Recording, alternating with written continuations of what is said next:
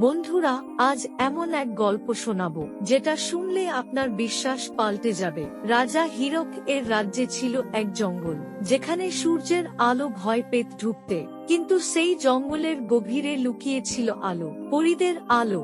এই গল্পের নায়ক আরিফ, না কোনো রাজপুত্র, না যোদ্ধা, একজন সাধারণ কাঠুরে, যার পকেটে টাকা ছিল না, কিন্তু হৃদয়ে ছিল একটাই স্বপ্ন, পরিবারকে সুখী করা। তারপর এলো সেই রাত, যে রাত আরিফের জীবন বদলে দিল চিরদিনের জন্য।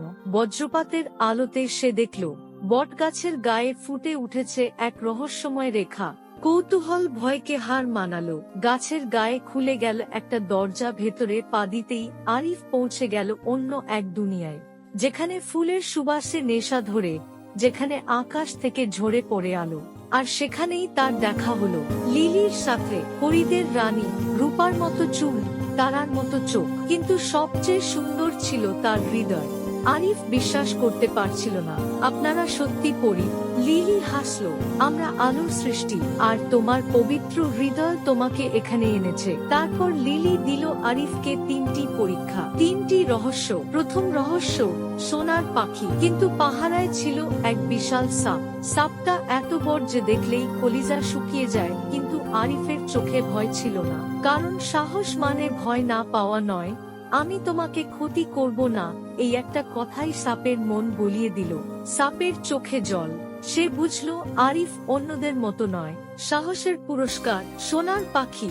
আরিফ প্রথম পরীক্ষায় পাস।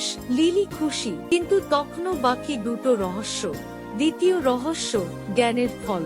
নদীর তলায় অন্ধকারে, ঠান্ডায়, জানেন ধৈর্য কাকে বলে? নিঃশ্বাস বন্ধ করে মৃত্যুর মুখে ঝাঁপ দেওয়া। আরিফ ডুব দিল, কষ্ট, যন্ত্রণা, কিন্তু হাল ছাড়ল না।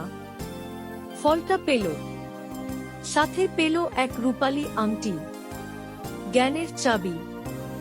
লিলি বলল, এই আংটি ছুঁলে তুমি সব রহস্য জানতে পারবে। কিন্তু তৃতীয় রহস্য ছিল সবচেয়ে কঠিন, জ্ঞানের আলো। এক কালো ছায়া, এক দুষ্ট জিন, পরীদের শক্তি কেড়ে নিচ্ছিল। তাকে হারাতে তলোয়ার লাগবে না, লাগবে ভালোবাসা। আরিফ চোখ বন্ধ করল। মনে পড়ল গ্রামের মানুষ, মা বাবা, সবার মুখ। আংটি থেকে বের হলো আলো, এত তীব্র যে ছায়া চিৎকার করে উঠল। ঈর্ষা, হিংসা, অন্ধকার, সব আলোর কাছে হার মানল। পরীদের রাজ্য আবার জ্বলে উঠল, আগের চেয়েও উজ্জ্বল হয়ে। লিলি জড়িয়ে ধরল আরিফকে। তুমি আমাদের সত্যিকারের বন্ধু। প্রতি পূর্ণিমায় এই বটগাছের নিচে দেখা হবে আমাদের। 3টা উপহার, সোনার পাখি, জ্ঞানের ফল, রূপালী ফুল। আরিফ ফিরে এলো মানুষের দুনিয়ায়, কিন্তু সে আর আগের আরিফ নেই।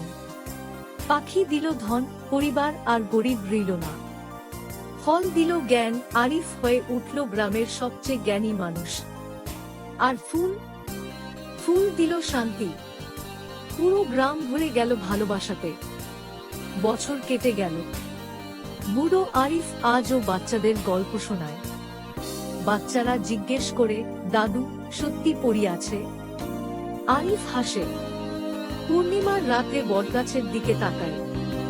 সে জানে, সাহস থাকলে, ধৈর্য থাকলে, আর হৃদয়ে ভালোবাসা থাকলে, পরীরা আজও আসে। এই রহস্যের আলো কখনো নিভবে না, কখনোই না।